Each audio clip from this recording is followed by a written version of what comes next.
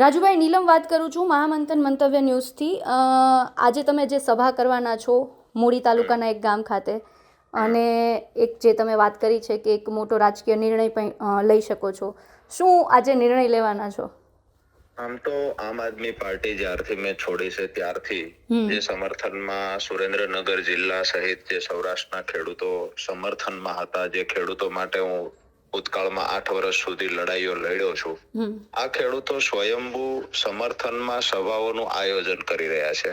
ક્યાંક ને ક્યાંક હું પણ ઈચ્છું છું કે ખેડૂતોને મળી વિસ્તાર વાઇઝ મીટિંગો કરી, આગેવાનોને મળવું, સામાજિક આગેવાનોને મળવું, ખેડૂતોને મળી અને આગામી રાજકીય નિર્ણય શું કરવો જોઈએ આ બાબતે તમામ ખેડૂતો સાથે ચર્ચા કરી અને નિર્ણય લેવાની એક ગુજરાતના પોલિટિક્સમાં એક નવી શરૂઆત જે કરવાના પ્રયત્ન કરીએ છીએ કે ખરેખર ખેડૂતો થકી જ્યારે આપણે ઉજળા થયા છીએ, મોટા થયા છીએ, ત્યારે એ ખેડૂતો ઈચ્છતા હોય તો જ રાજકીય પાર્ટીમાં જવું, અને એ ખેડૂતો જે પાર્ટીનું નામ આપે એ પાર્ટીમાં જવું. જો ખેડૂતો કહે બિન રાજકીય લડાઈ લડો તો બિન રાજકીય લડવી. જે ભાગ અંતર્ગત સુરેન્દ્રનગર જિલ્લામાં પહેલા ગઢાદમાં એક સભાનું આયોજન થયેલું, ત્યાં પણ ખેડૂતોએ સ્વયંભૂ આયોજન કર્યું.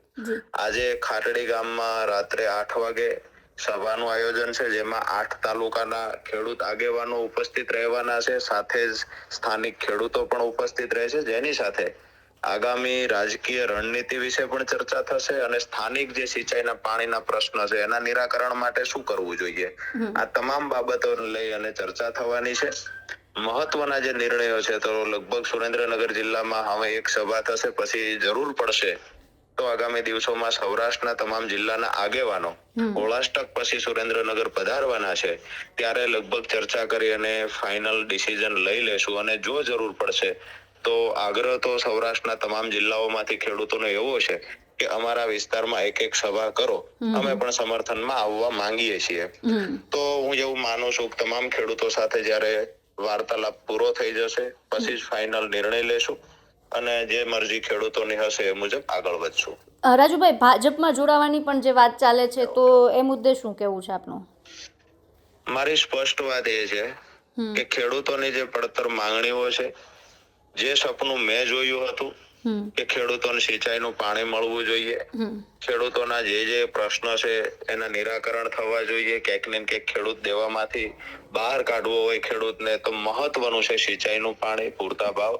એટલે જે એ સિવાય પણ સ્થાનિક પ્રશ્નો છે, મૂળી તાલુકાનો અલગ હોય, સાયલા તાલુકાનો અલગ હોય, ચોટીલા તાલુકાનો અલગ હોય, હાઈ ટેન્શન લાઈનના પ્રશ્ન છે, જે બી પ્રશ્ન છે, તો અમે દરેક વિસ્તારમાંથી પ્રશ્નોનું એક લિસ્ટ તૈયાર કરી અને એમાં મહત્વના જે પ્રશ્ન કયા છે એને અલગથી તારવી અને ખરેખર જો એ બાબતે સરકાર વિચારી શકતી હોય, ખેડૂતોના હિતમાં નિર્ણય લઈ શકતી હોય તો એ દિશામાં આગળ વધશું, અથવા તો નથી નિર્ણય લઈ શકતી તો અમારી લડાઈ ખેડૂતો માટેની છે. જ્યાં સુધી લડાઈ પૂરી નહીં થાય ત્યાં સુધી ચોક્કસથી લડશું. કોંગ્રેસનું પ્લેટફોર્મ યોગ્ય લાગશે કે ખરેખર કોંગ્રેસ પ્લેટફોર્મ પૂરું પાડે છે અને ખેડૂતોનો અવાજ બુલંદ બનશે તો એ દિશામાં આગળ વધશું. અને ખેડૂતો ઈચ્છે કે નહીં બિન રાજકીય રીતે મજબૂત સંગઠન બનાવી ખેડૂતોની તાકાતના દર્શન કરાવવા છે તો સત્તા પક્ષ હશે કે વિપક્ષ હશે એને ખેડૂતોની તાકાતના દર્શન કરાવશું. ઓલરેડી પરિણામ એ લાવવાનું છે કે અમારા ખેડૂતોના જે પ્રશ્ન છે જેના માટે અમે 7-8 વર્ષથી લડતા આવ્યા છીએ, તો એમાંના જે મહત્વના પ્રશ્નો હજુ પૂરા નથી થયા, અમુક અંશે પરિણામ મળ્યું છે, અમુક અંશે નથી મળ્યું, તો એ મહત્વના પ્રશ્નોનું નિરાકરણ જો સરકાર લાવશે તો એ દિશામાં વિચારશું, નહીં લાવે તો વિપક્ષ તરીકે પસંદગી કોંગ્રેસની થતી હશે તો ચોક્કસથી એ કરીશું અને બિન રાજકીય થતું હશે તો એ કરશું. મુખ્ય પ્રશ્ન જે તમે જે અત્યારે વાત કરી રહ્યા છો, મુખ્ય પ્રશ્ન રાજુભાઈ, સિંચાઈના પાણીનો પ્રશ્ન આપણે જાણીએ છીએ સૌરાષ્ટ્રમાં સૌથી વધારે છે અને તમે સૌરાષ્ટ્રના ગામડાઓ ફર્યા છો, તો આ પ્રશ્નને લઈને એવી પણ એક ચર્ચા છે કે સરકાર સાથે તમારી જે વાતચીત થઈ હોય કે તો 2 થી 3 પ્રશ્ન જે સરકાર ઉકેલી દે છે તો ભાજપની સાથે તમે જોડાઈ શકો છો, એવી વાત છે. તો આપનું શું કહેવું છે? એ પ્રશ્નો ઉપર કોઈ વાતચીત થઈ છે ભાજપના કોઈ નેતા સાથે? હાલ કોઈ વાતચીત થઈ નથી અને રાજુ કરપડાની એવડી મોટી પણ તાકાત નથી કે સરકાર એડવાન્સમાં રાજુ કરપડાને કહી દે. અમે સભાઓ એટલા માટે જ કરીએ છીએ કે અમારી સાથે રહેલા ખેડૂતોનું એક પ્રકારે શક્તિ પ્રદર્શન કરીને ક્યાંક ને ક્યાંક સરકારને અમારી વાત માનવા માટે થઈને અમે તૈયાર કરી શકીએ, એના માટેના આ પ્રયત્નો છે. બીજી વાત, જે કોઈ કરતું હોય કે રાજુ કરપડાને ઓલરેડી વાત થઈ છે સરકાર આ પ્રશ્નોનું નિરાકરણ લાવવાની છે, જો સરકાર નિરાકરણ લાવતી હોય તો હું day 1 થી કહું છું, પહેલા દિવસથી જ કહું છું કે રાજુ કરપડા ભાજપને સમર્થન આપે, જો આખા સૌરાષ્ટ્રમાં સિંચાઈના પાણીનો પ્રશ્ન સોલ્વ થતો હોય તો રાજનીતિ જ છોડી દેવાની છે. રાજુ કરપડા રાજનીતિમાં રહેવાની કોઈ જરૂર નથી. મેં પહેલા દિવસથી સપનું જોયું છે કે ખેડૂતોના ખેતર સુધી સિંચાઈનું પાણી પહોંચવું જોઈએ.